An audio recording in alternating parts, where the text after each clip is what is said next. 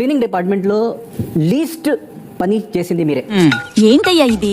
తినటం తప్ప వేరే పనేమి చేయవా నువ్వు? ఏంది వదినా, ఓ చేత్తో బిస్కెట్ తింటున్నా, దవడతో నవ్వులుతున్నా, గొంతుతో మింగుతున్నా, ఇంకేం చేయాలబ్బా? ఈ రోజు కానీ నిన్న కూడా మీలో ఉన్న లేజినెస్ నేను చూశాను. చాలా సేపు మీరు పడుకునే ఉన్నారు.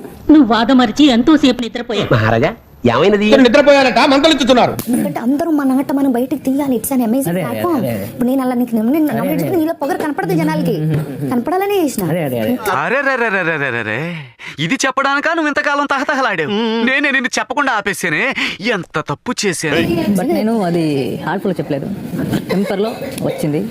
Really sorry. అయ్యో అయ్యో ప్లీజ్ ప్లీజ్ వదిలేసాయి. సారీ సార్, ఏదో కంగారులో అనేసాను. అనేసారుగా, సారీ చెప్పేశారుగా.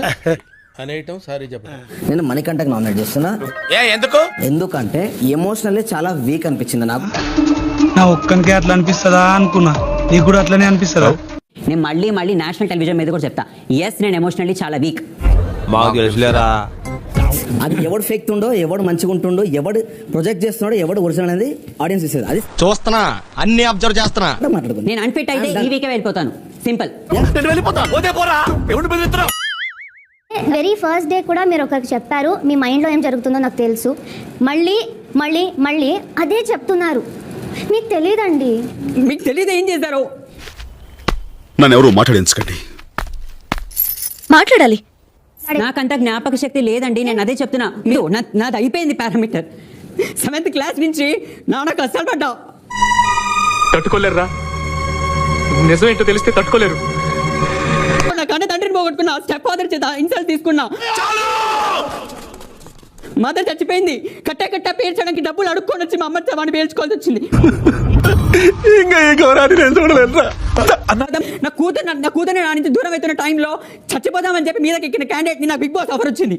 లేవండి ప్రసాద్ గారు, అయిపోయింది. ఇదండి జరిగింది. సమయాభావం వల్ల కొంచెం ఫాస్ట్ గా చెప్పేశాను. ఫాస్ట్ గా చెప్పేశావా?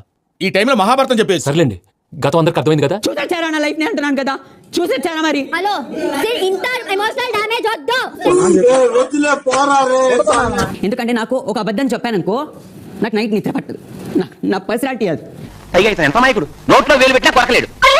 ఏం చేయమంటారు సార్? చూడు, నాకు నిజంగా నిద్ర పట్టదు. ఐఎమ్ సారీ, మీ అందరినీ నేను ఏమైనా హార్ట్ఫుల్గా ఏమైనా అనుంటే.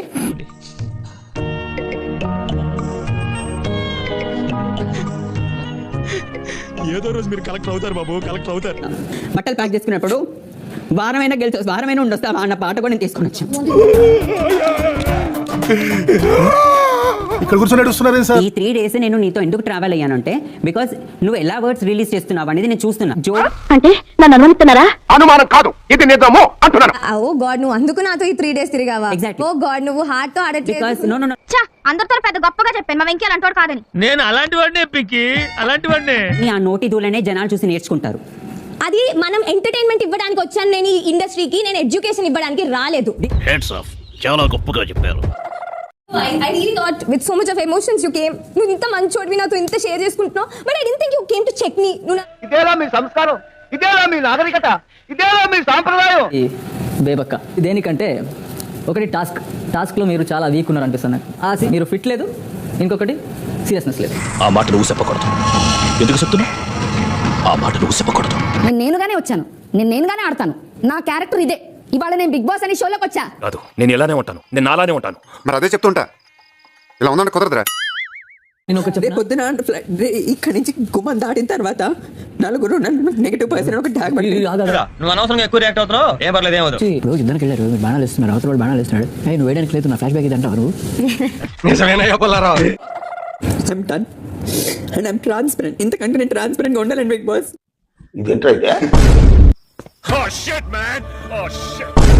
నా జీవితం అయిపోయింది.